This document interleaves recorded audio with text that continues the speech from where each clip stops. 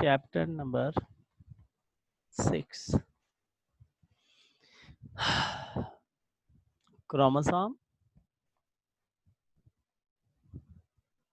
And DNA. ठीक है, देखिए क्रोमोसोम क्या है। बेसिकली सपोज कीजिएगा, फॉर एग्जांपल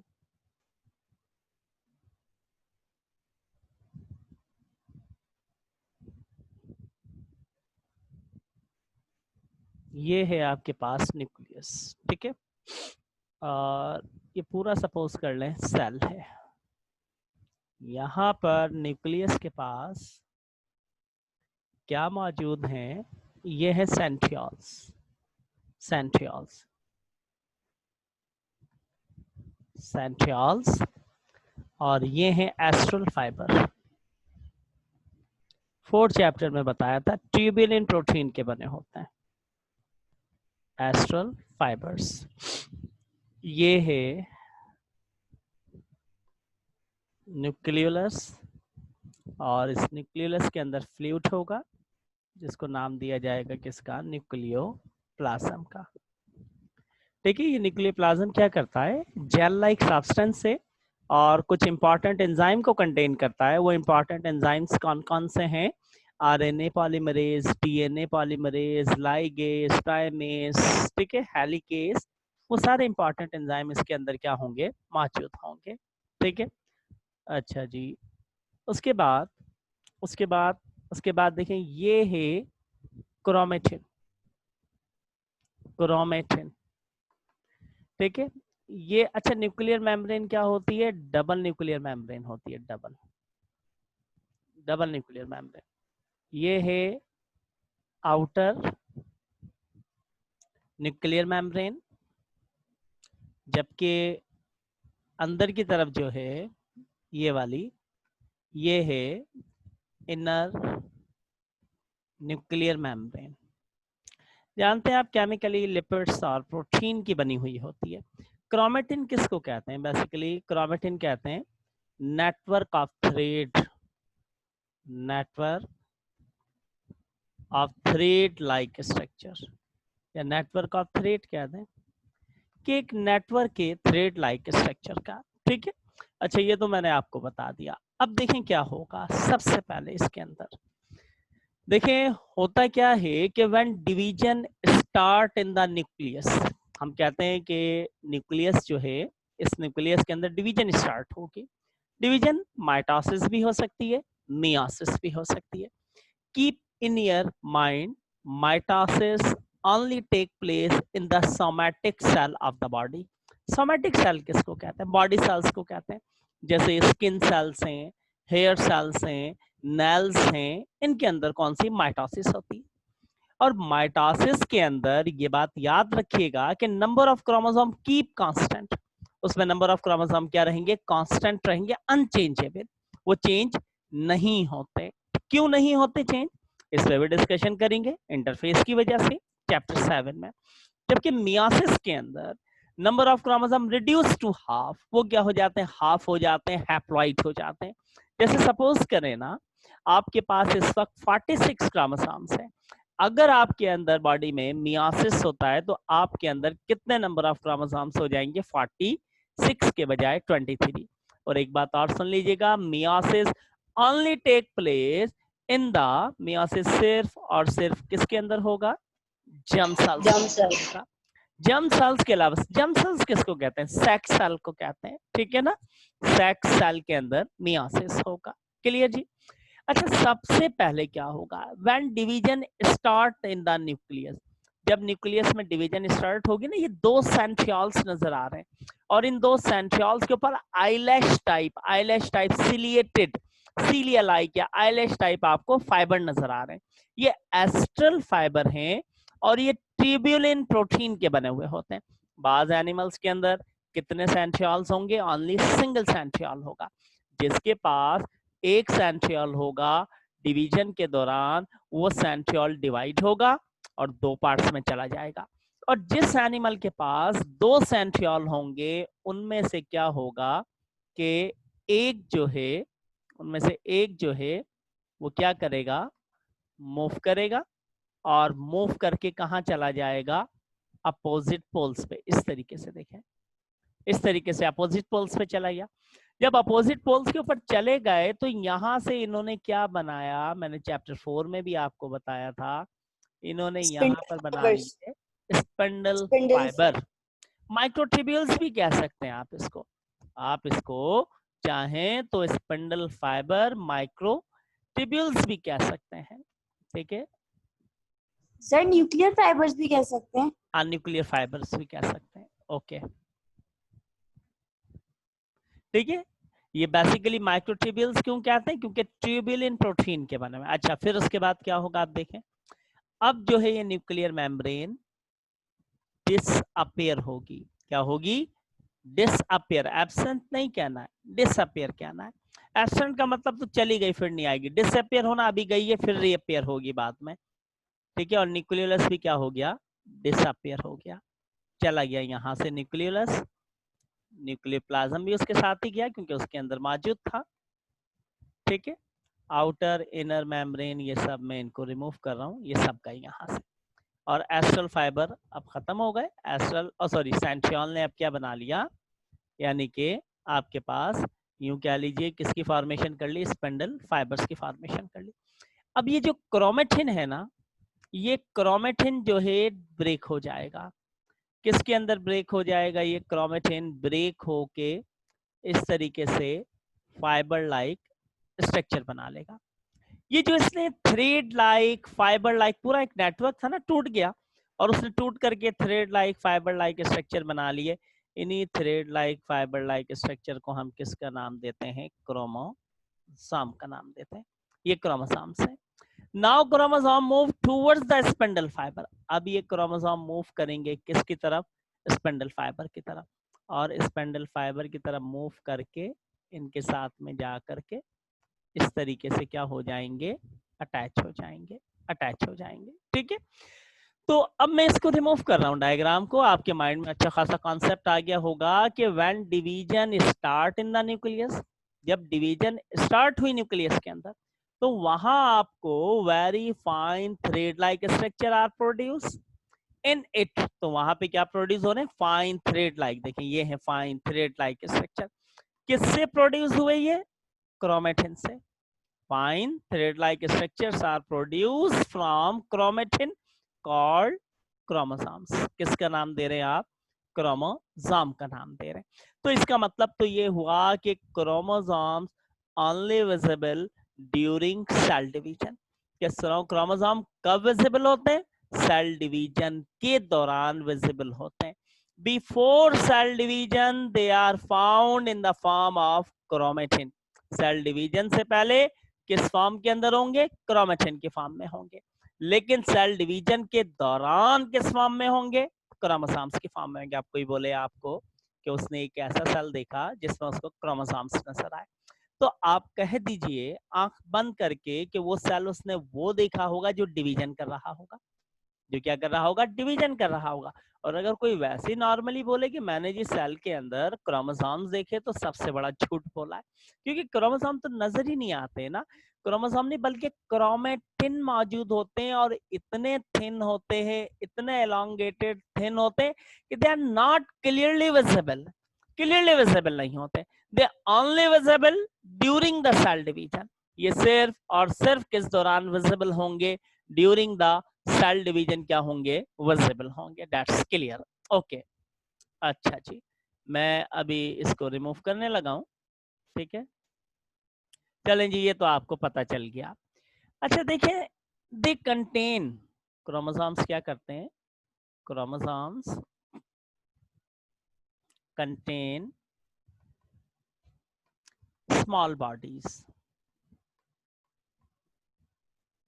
क्रोमोसोम कुछ स्मॉल बॉडीज कंटेन करते हैं, ठीक है ना। उन स्मॉल बॉडीज को हम किसका नाम देते हैं, कॉल्ड जीन्स, जीन्स का नाम देते हैं।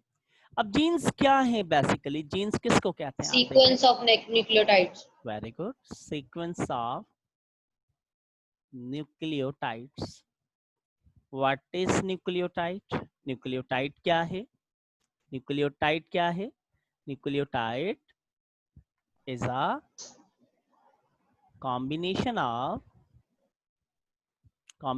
ऑफ किसका कॉम्बिनेशन है? Nitrogenous base sugar and phosphate. समझ आई कुछ बात? किसका कॉम्बिनेशन है? शुगर, नाइट्रोजनियस बेस और फॉस्फेट का जो कॉम्बिनेशन है वो क्या कहलाता है? न्यूक्लियोटाइड कहलाता है। ठीक है, और ये कहाँ मौजूद होंगे? ये मौजूद होंगे डीएनए में मौजूद होंगे। डीएनए कहाँ मौजूद होगा? क्रोमोसोम्स के अंदर। डीएनए कहाँ मौजूद होगा? क्रोमोसोम्स के अंदर। सिंपल है, न्यूक्लियोटाइड किसमें मौजूद है? डीएनए में। डीएनए किसके अंदर मौजूद है? क्रोमोसोम्स के अंदर। क्रोमोसोम्स किसके अंदर मौजूद है? क्रोमेटिन के अंदर। क्रोमेटिन किसके अंदर मौजूद है? न्यूक्लियस में। न्यूक्लियस कहाँ है? साइटोप्लाज्म में। साइटोप्लाज्म कहाँ है? सेल में। सेल किस में है? लिविंग बॉडी में। That's simple. ठीक है, अच्छा जी। तो देखिए मैंने अब इसको रिमूव करता हूं। मैंने कहा कि बेसिकली आपके पास यूं कह लें कि जीन्स क्या है? क्रोमोसोम्स कंटेन करते हैं स्मॉल बॉडीज को, उनको हम किसका नाम देते हैं? जीन्स का नाम देते हैं। और ये जो जीन्स है ना, द जीन्स, कल भी मैंने बताया था शायद, द जीन्स कंटेन, खैर, हेरिडिटरी कैरेक्टर्स। जीन्स किसको कंटेन करते हैं? हेरिडिटरी कैरेक्टर्स को कंटेन करते हैं। The chromosome, the chromosome, chromosomes transfer. Chromosomes क्या करते हैं? ट्रांसफर द, क्रोमोसोम किसको ट्रांसफर करेंगे? हेरिडिटरी मटेरियल कैरेक्टर्स को। Chromosome transfer the hereditary characters from one cell to another cell, या from one generation to another generation, another, or from one generation to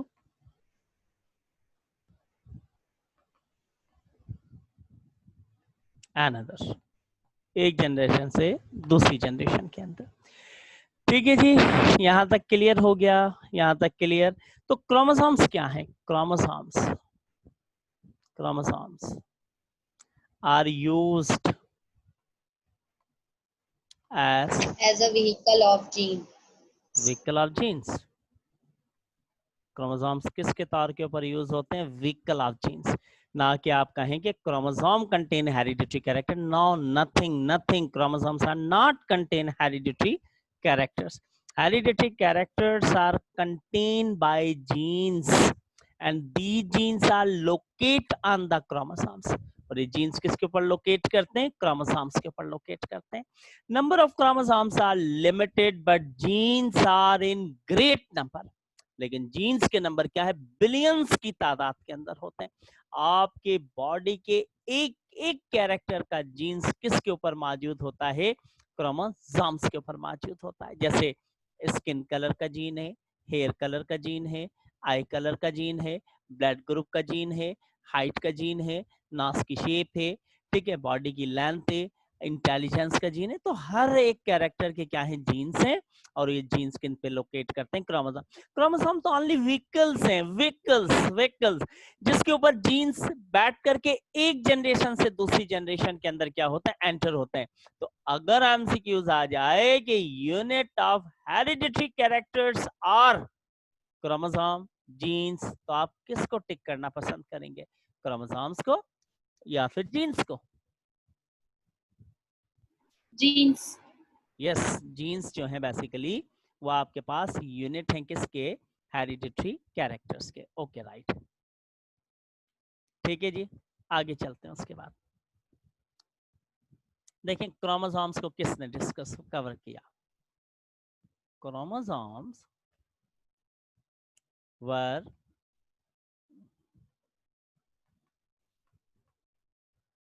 discovered by a German embryologist. एक German embryologist था। अक्सर लोग कहते हैं biologist, biologist तो सब हैं, लेकिन था क्या बेसिकली? एम्ब्रियोलॉजिस्ट था, जिसका नाम था Walter Fleming. Yes good, Walter Fleming. ठीक है, इसने क्या काम करा? He place the larva of salamander, lizard को कहते हैं ना सैलमेंडर, इन केमिकल, एक केमिकल में, केमिकल कह दें या डाई कह दें, डाई का मतलब कलर होता है।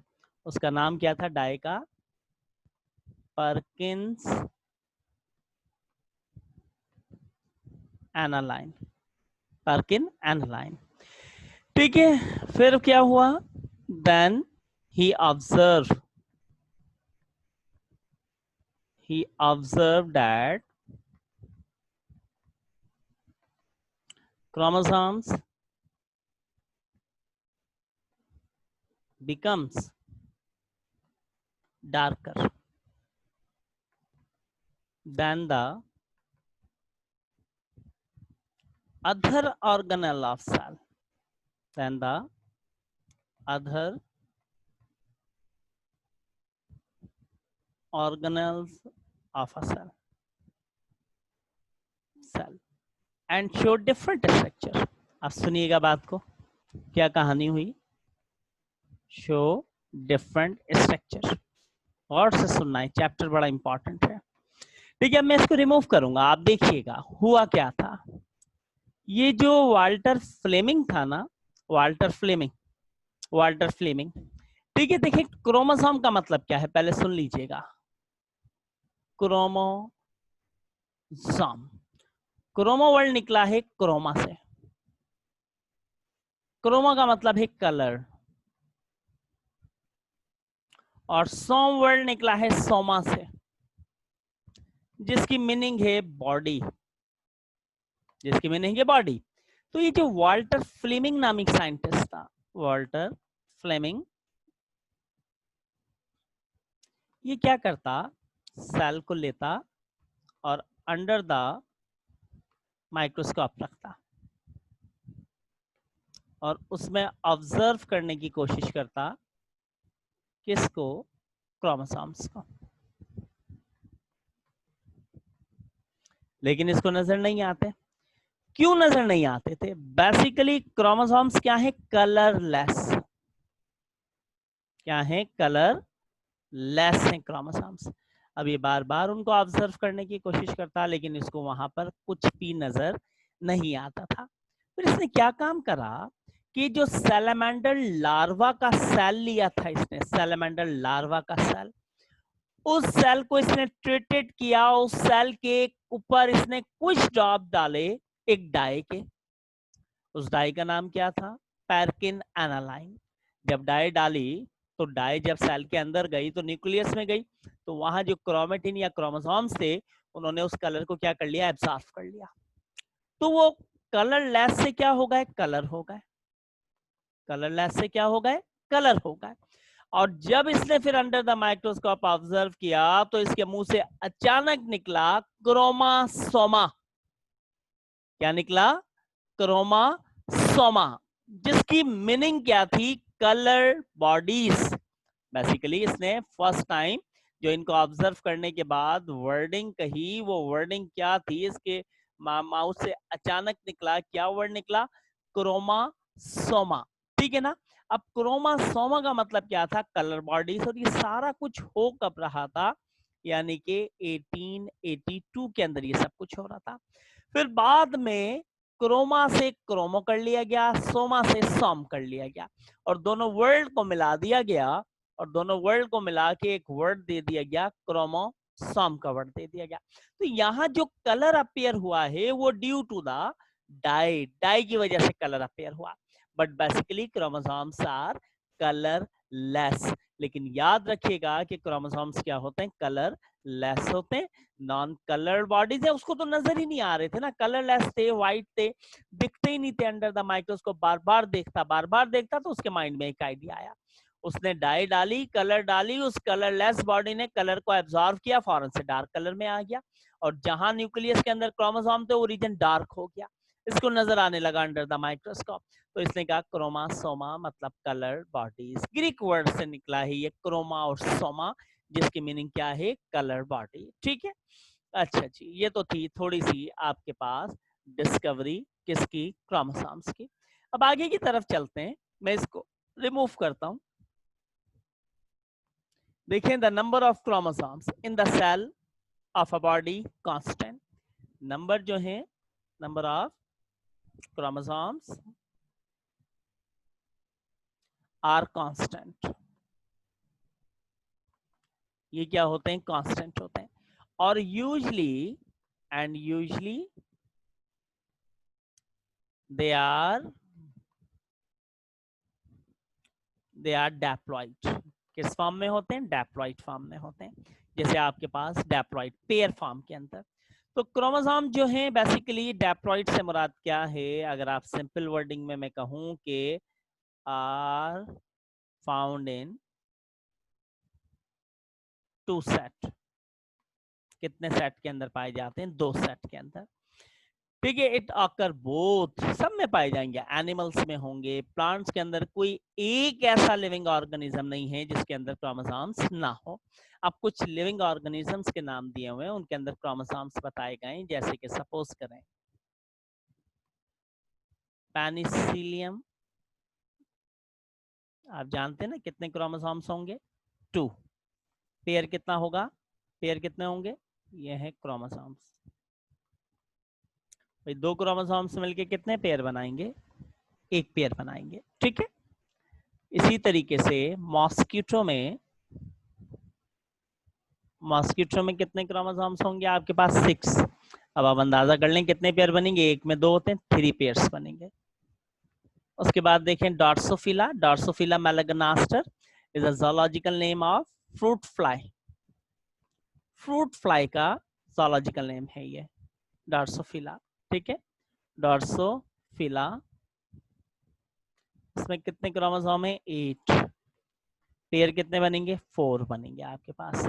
उसके बाद पी प्लांट, पी मटर जिसको कहते हैं, पीसीएम सैटिवम बोटानिकल नेम है, कितने हैं, 14, पेयर कितने बनेंगे इसके पास, टोटल 7, 4 बनेंगे यहाँ, 4 सॉरी 7। ठीक है, अब उसके बाद आगे चलते हैं, इसको रिमूव करता हूँ, ये याद कर लीजिएगा, एमसीक्यूज आ सकते हैं ये। नंबर 5 फ्रॉग, फ्रॉग के अंदर कितने होंगे, 26, पेयर कितने बनेंगे, 13 का क्या बनेगा, एक पेयर बनेगा। ह्यूमन के अंदर आपको पता है बहुत अच्छे से, ह्यूमन में कितने हैं, 46, पेयर कितने के बनेंगे, 23 के। उसके बाद शुगर केन गन्ना, शुगर केन में कितने क्रोमोसोम्स होंगे जी आपके पास, 80, पेयर कितने बनेंगे, 40 पेयर, 40 बड़ी बात है। उसके बाद फन प्लांट जिसको हमने पढ़ा था चैप्टर 9 के अंदर, ठीक है, कितने क्रोमोसोम्स होंगे, 1000 क्रोमोसोम्स, पेयर कितने बनेंगे, 500 पेयर्स बनेंगे। ठीक है, तो ये तो कुछ हमने यानी कि यहाँ पर डिस्कस किए क्रोमोसोम्स के हवाले से, शायद आपके माइंड में कुछ क्लियर हुआ होगा। अच्छा, उसके बाद अब स्ट्रक्चर के ऊपर चलते हैं क्रोमोसोम्स के, कि क्रोमोसोम्स का स्ट्रक्चर क्या होगा। ठीक है, अच्छा जी, अब चलते हैं स्ट्रक्चर ऑफ क्रोमोसोम्स। एक बात तो आपको पता चल गई है कि chromosomes are only visible during cell division. Chromosome सिर्फ और सिर्फ कब नजर आएंगे, सेल डिवीजन के दौरान नजर आएंगे। ठीक है, तो देखिए क्रोमोसोम जो है वो कंसिस्ट करेगा किसके ऊपर, क्रोमोसोम कंसिस्ट ऑफ, किसके ऊपर कंसिस्ट करते हैं, बेसिकली तौर के ऊपर consist of two thread like structure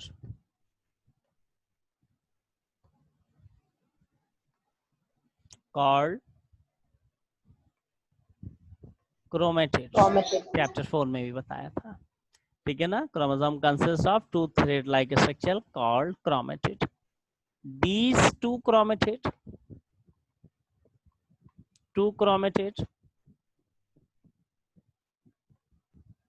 are attached with each other. ये दो क्रोमेटिड एक दूसरे के साथ क्या होंगे, अटैच होंगे by small rounded body called centromere. Centromere, ठीक है। द सेंट्रोमियर fill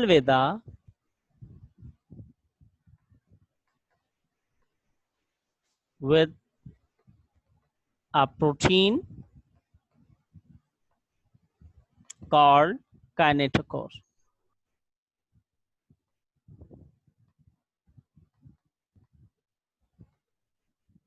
ठीक है, मैंने कहा कि बहुत ही सिंपल है।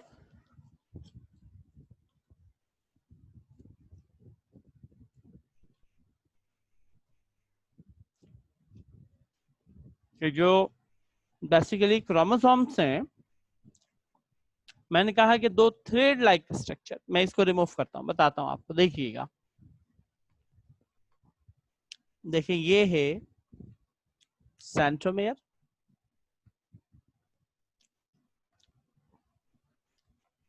सेंट्रोमियर, ठीक है।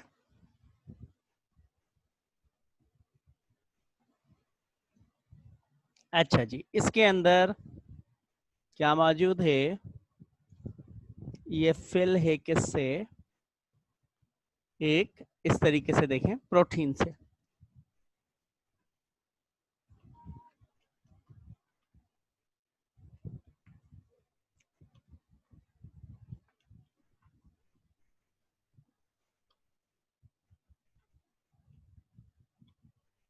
देखिए प्रोटीन इसके अंदर कौन सी प्रोटीन है,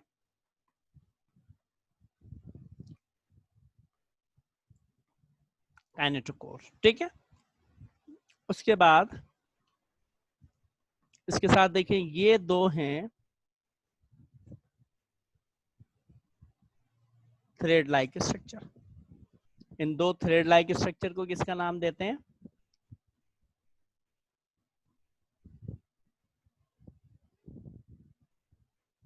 क्रोमेटिड। क्रोमेटिड का नाम देंगे, ठीक है।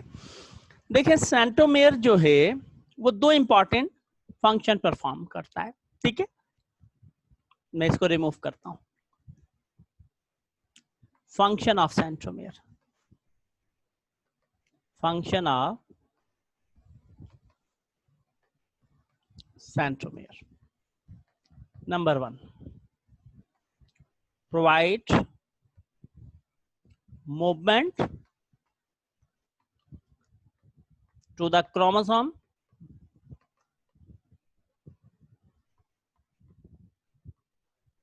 during cell division. याद रखिएगा, बहुत कम लोगों को पता होगा। और दूसरी अटैचमेंट विथ स्पिंडल फाइबर। ये दो फंक्शन अपने माइंड में रट लीजिएगा या फिर बिठा लीजिएगा, ठीक है। तुम्हें पता है हिफ्सा, तुम्हें कैसे पता है भाई,